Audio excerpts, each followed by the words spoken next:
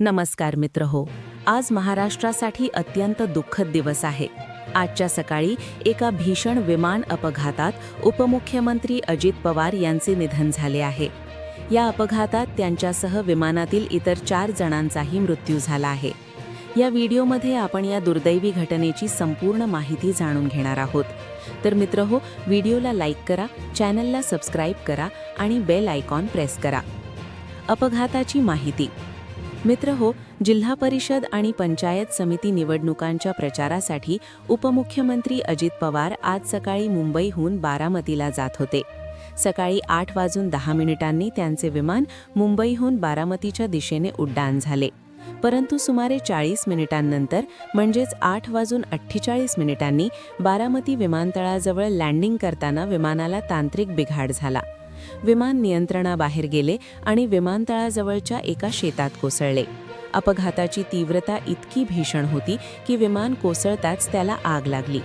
या अपघातात विमानातील सर्व 5 जणांचा जागीच मृत्यू झाला। स्थानिक लोकांनी लगेच अग्निशामक दल आणि प्रशासनाला माहिती दिली, परंतु तोपर्यंत सर्व काही संपले होते। या विमानात एकूण 5 जण प्रवास करत होते।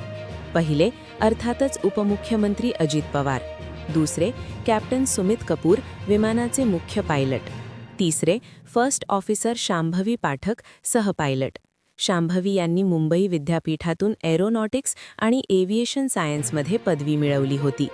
त्यांनी न्यूझीलंडमधून व्यावसायिक पायलटचे प्रशिक्षण घेतले होते आणि 2022 पासून या कंपनीसोबत काम करत होत्या। अत्यंत हुशार आणि कर्तबगार पायलट म्हणून त्यांची ओळख होती।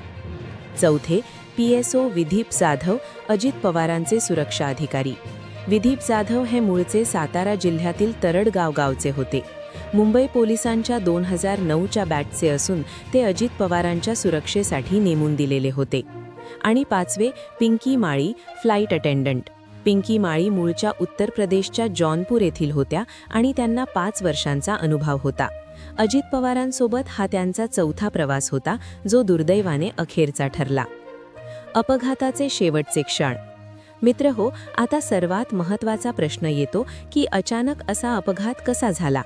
काही माध्यमांनी दिलेल्या माहितीनुसार विमान लँडिंगसाठी उतरत असताना अचानक तांत्रिक बिघाड झाला।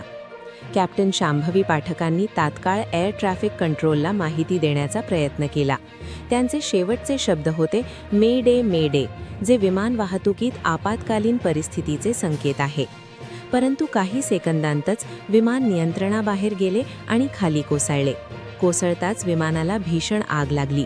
हे विमान खासगी कंपनीचे लिअरजेट 450 विमान होते, जे सामान्यतः अत्यंत सुरक्षित मानले जाते। अपघाताचे नेमके कारण काय हे अद्याप स्पष्ट झालेले नाही। तपास सुरू आहे। या दुर्दैवी घटनेनंतर संपूर्ण महाराष्ट्र शोकाकुल झाला आहे।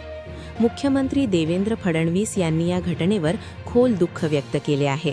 त्यांनी म्हटले आहे की अजित पवार यांनी महाराष्ट्राच्या विकासासाठी अथक परिश्रम घेतले। त्यांचे निधन हे महाराष्ट्रासाठी अपूरणीय नुकसान आहे। राष्ट्रवादी काँग्रेस पार्टीचे अध्यक्ष शरद पवार यांनी भाणचे अजित पवारांच्या विधनावर दुःख व्यक्त केले आहे। पक्षाच्या कार्यालयात शोकाचे वातावरण आहे। केंद्रीय गृहमंत्री अमित शहा, काँग्रेस नेते राहुल गांधी, शिवसेना नेते उद्धव ठाकरे यांसह देशभरातील नेत्यांनी या घटनेवर शोक व्यक्त केला आहे। बारामती येथे अजित पवारांचे समर्थक रस्त्यावर उतरले आहेत। त्यांचे पार्थिव बारामतीला आणले जाणार आहे आणि तेथे त्यांच्यावर अंत्यसंस्कार केले जातील। महाराष्ट्र सरकारने 3 दिवसांचा शोक जाहीर केला आहे। या काळात सर्व सरकारी कार्यालयांवर राष्ट्रध्वज अर्धवट फडकवला जाईल। मित्रहो, हा खरोखरच महाराष्ट्रासाठी अत्यंत दुःखद दिवस आहे। उपमुख्यमंत्री अजित पवार हे एक होतकरू नेते होते। त्यांनी महाराष्ट्राच्या विकासासाठी, विशेषतः बारामती आणि पुणे जिल्ह्याच्या विकासासाठी अनेक महत्त्वपूर्ण कामे केली होती। त्यांचे निधन हे केवळ एका कुटुंबाचे नव्हे, तर संपूर्ण महाराष्ट्राचे नुकसान आहे। या दुर्दैवी अपघातात वारलेल्या सर्व 5 जणांना आम्ही भावपूर्ण श्रद्धांजली अर्पण करतो। त्यांच्या आत्म्याला शांती लाभो।